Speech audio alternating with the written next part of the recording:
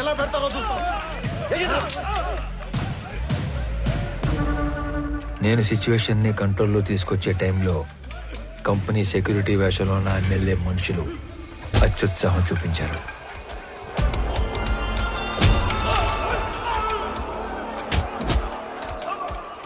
రైతుల మీద చెయ్యేస్తే చూస్తూ ఊరుకుంటానా సార్?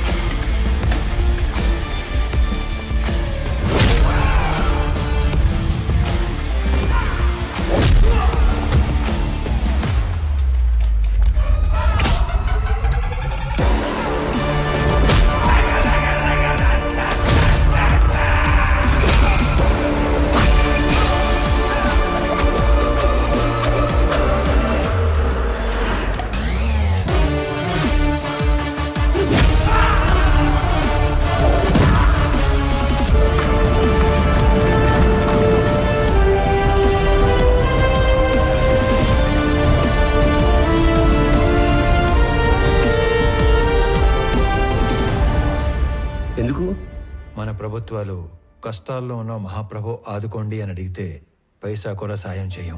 అదే నష్టపరిహారం అయితే లక్షలు లక్షలు ఇస్తాం.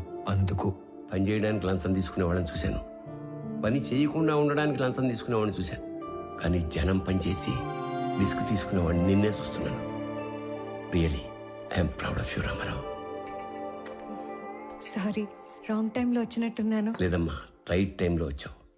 ఈ ఆయన మెరుపు లాంటివాడు, శబ్దం లేకుండా వెలుగునిచ్చే రకం. సొంత ఊరికి వెళ్ళాక కూడా అతను అలాగే మెరవనివ్వండి. మీ ఆయనకి ఇడియోపతిక్ ఇన్సోమ్నియా, అంటే చేసే పని పూర్తిగా పూర్తయ్యే వరకు నిద్ర పట్టదు. అతన్ని నిద్రపుచ్చే ప్రయత్నం చేయొద్దు. అతను మెలుగుగా ఉండడం జనానికి చాలా అవసరం. ట్రాన్స్ఫర్ ఆపలేకపోయాను, sorry. I'm going to miss a revolutionary officer.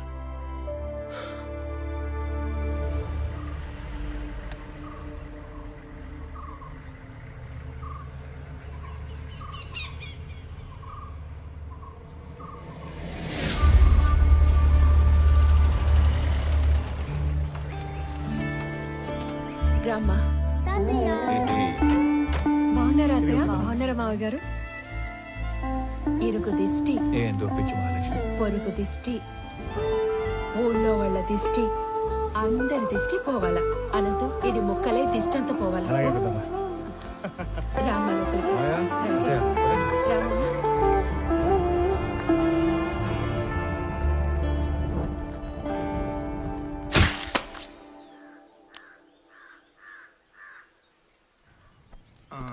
Ramarao, పిల్లప్పటి నుంచి మీ నాయన నేను సావాసగాళం. అవకాశం వచ్చింది కాబట్టి చెప్తున్నా ప్రసాదరావు, మీ ఓడికి ట్రాన్స్ఫర్ అయ్యి ఆఫీసర్ గా మన ఊరికి రావటం వలన మన వాళ్ళకి ఎంత లాభమో తెలుసా? ఏ గమనం ఉండవయ్యా, ఛాన్స్ దొరికిందని సన్మాన సభ పెట్టబాకు. వాడికి ఆనంద్ ఎట్లున్నావు? గురుగారు తాగండి, హ్యాపీగా కూర్చొని. నువ్వు తక్కువా? సర్లే, అబ్బోడు పండగ అయినాక డ్యూటీలో జాయిన్ అవుతాడు. అందరికి తెలిసేట్టు నీ పేపర్లో రాయి. ఇంకో విషయం, కనం పండగ రోజున వేటను కోసి జనానికి నిరుటిలానే బంతి భోజనం పెడతా అన్నాం. ఎన్ని తెగుతున్నాయి?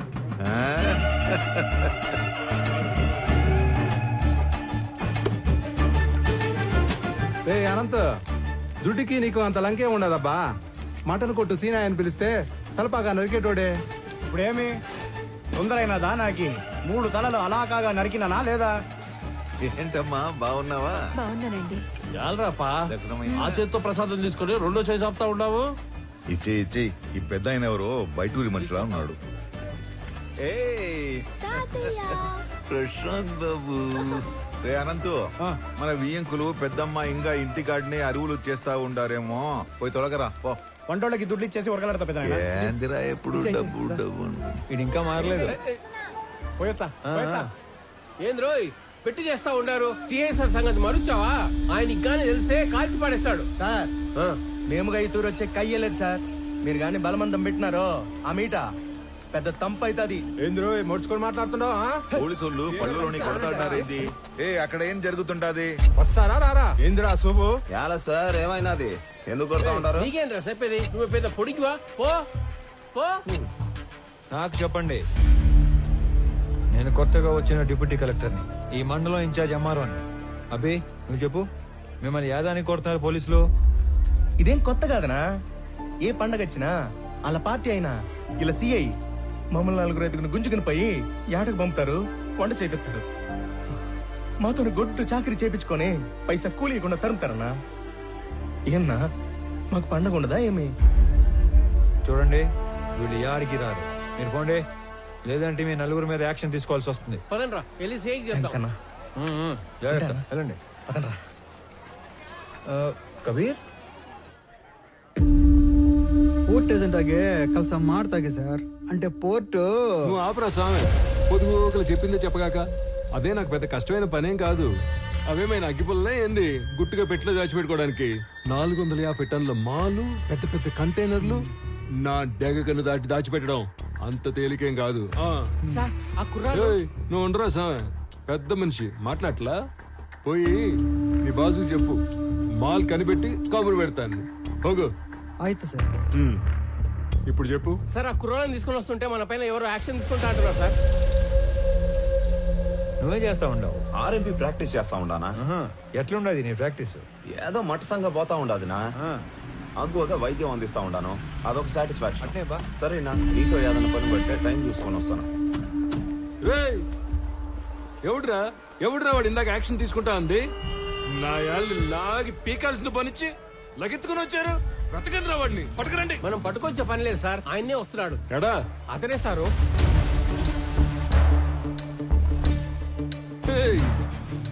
ఎవడ్రా స్వామి నువ్వు? అడ్డ పంచ కట్టుకుని ఆంతను చూస్తున్నావా ఏంది?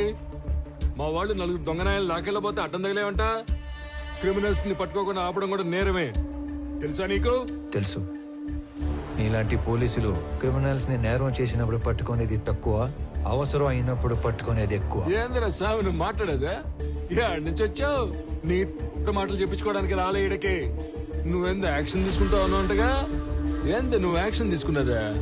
నువ్వు డిప్యూటీ కలెక్టర్ ఎంఆర్ఓ అయితే పోయి నీ ఆఫీసులో కూర్చొని స్టాంపులు కొట్టి సంతకాలు పెట్టుకో, పోలీసులతో పెట్టుకోగాక. చూడు, నేనేదో సర్టిఫికెట్స్ మీద సంతకాలు పెట్టుకుంటా, రేషన్ కార్డులు పంచుకుంటా ఆఫీస్లో మాత్రమే కూర్చునే రకం కాదు.